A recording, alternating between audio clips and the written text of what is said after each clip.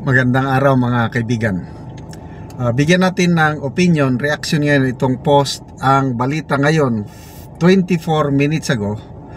Tungkol ito sa reaction or pahayag ni Congressman Kiko Barsaga sa isinampang ethics complaint sa kanya sa Kamara.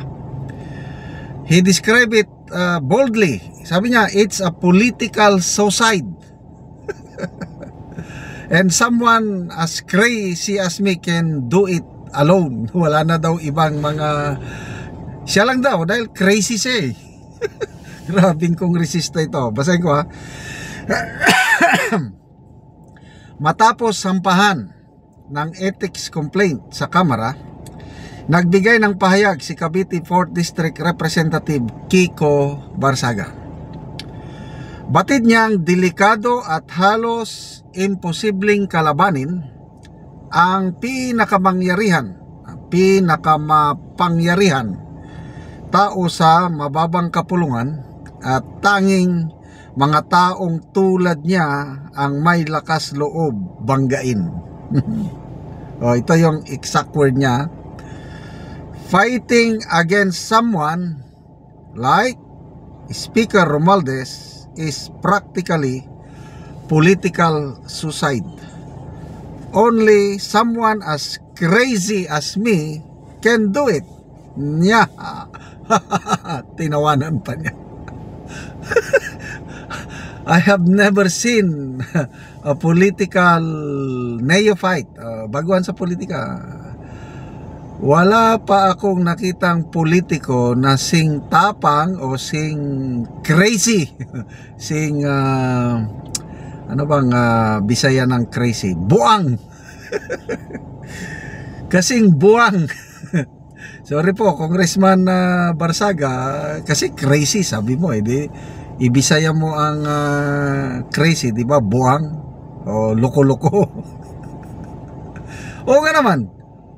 Sino ang ako I never expected na darating ang panahon na may isang kongresista na lalabanan heads on si Speaker Martin Romualdez.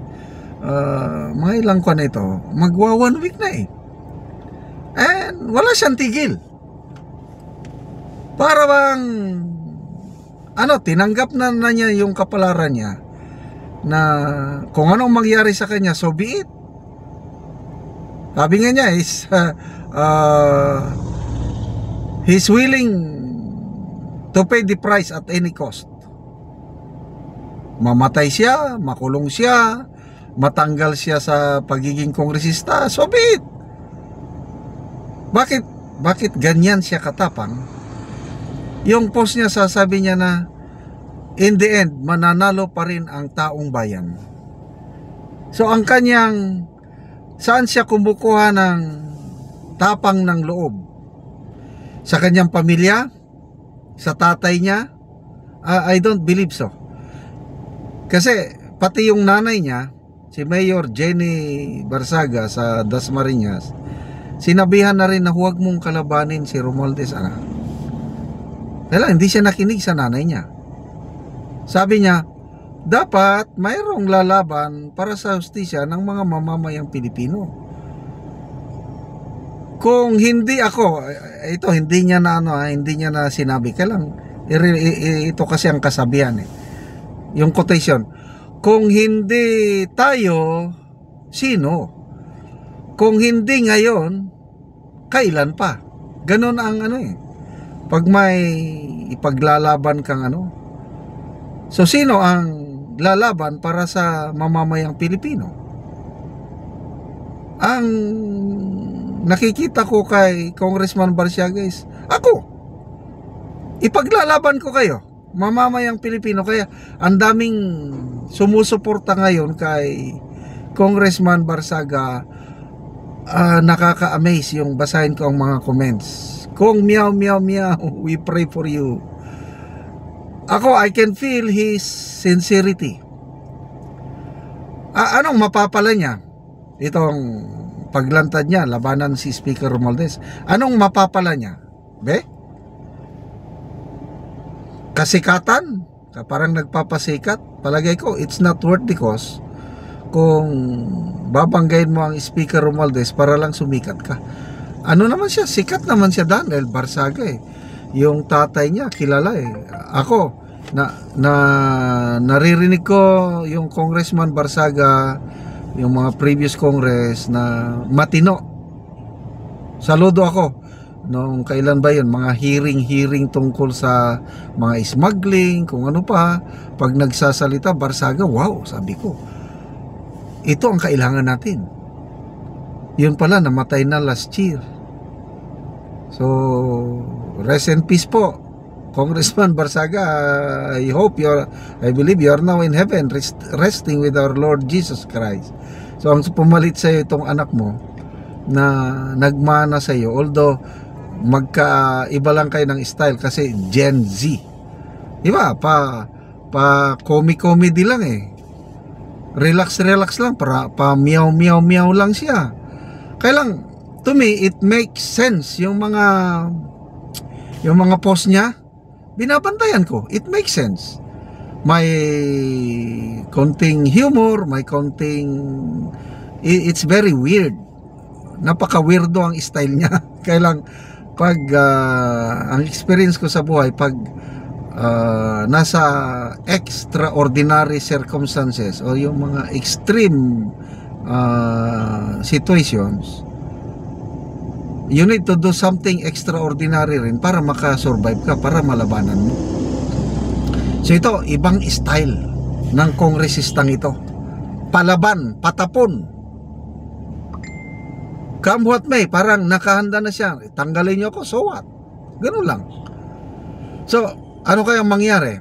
So, sa nabasa kong mga post, dalawa is admonition, parang warning. Itong ethics complaint pwedeng admonition, sa pinaka magaan, warning lang. Pwedeng reprimand, mga mas mabigat na yung reprimand na. Parang bad record mo na pag na-reprimand ka. Kami sa military, pag na-reprimand ka, wala, hindi ka ma-promote in 1 year, reprimand. Number 3 is suspension, mga 60 days, 90 days. And then expulsion, matanggal siya. So, let's see kung anong ipapataw sa kanya. And I believe, maraming tao, especially Gen Z, mga kabataan, they are now rallying. I am now rallying. Nananawagan ako ng suporta dito kay Congressman Kiko Barsaga. Huwag natin siyang pabayaan kasi ang ipinagmalalaban niya mga taong nasa laylayan. Good luck po, Congressman Meow Meow Barsaga. Salamat po sa inyong pagsubaybay sa ating channel. Nakakatulong kayo ng malaki sa tribong Talandig ng Bukidnon dahil ang channel natin, sweldo sa channel na ito, pantulong po sa tribo. Namimigay tayo ng livelihood assistance sa kanila na papatanim ng saging lakatan at Arabica coffee. Panoorin nyo ang video na ito. Na anak ko dire sa area sa kapihan ni Uncle Marinaw, so ako siyang bisitahon. Maayong buntag, Kol. Maayong buntag, sad. So nag-abono siya sa nag-abono na ko sakto na kadako. Huguman sa pag-abono, tabunan para gyud nga mosuyop og ayo ang kape. So muna ni ang itsura sa ang kape nga isa pa ka bulan. Una anay mga sanga. Oh, makita na gyud nato nga dagko na gyud na anay mga sanga. So 5 na kasanga atong makita. Kinig iya tulo na sad ang iyang sanga. So mga tambok gyud. Pasong pighawanan ta para mari mo ano sa tambok ayo. Dali gid mo ako makarbis.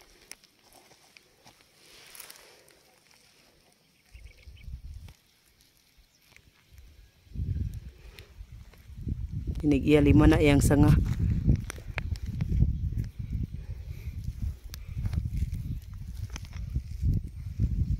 Limahan taning gihata bisir kay Kini among tanam nga kape 14,515 ni kasidling. So 29 mi ka pamilya nga nananom og kape. Mga nindot gid nga sidling. Gawas nga hinlo tampok pod. Karon uban sa pag-abono naga-spray na pod si Angkol.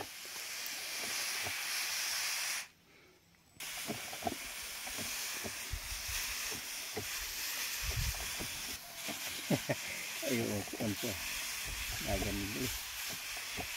Salamat po Ginoo sa nagsuporta tay ha kape ha nakapamula ka ingay. Anong nagid mi sir nga gihatagan mi nimo og hinabang sa kape. Salamat sa Ginoo gyud nga ikaw ang nagahatag sa among panalangin nga kami makatanong ang mga tigulang. Muna ni among paglaom sir nga kung mangunod ni ay among maartis. Salamat kayo.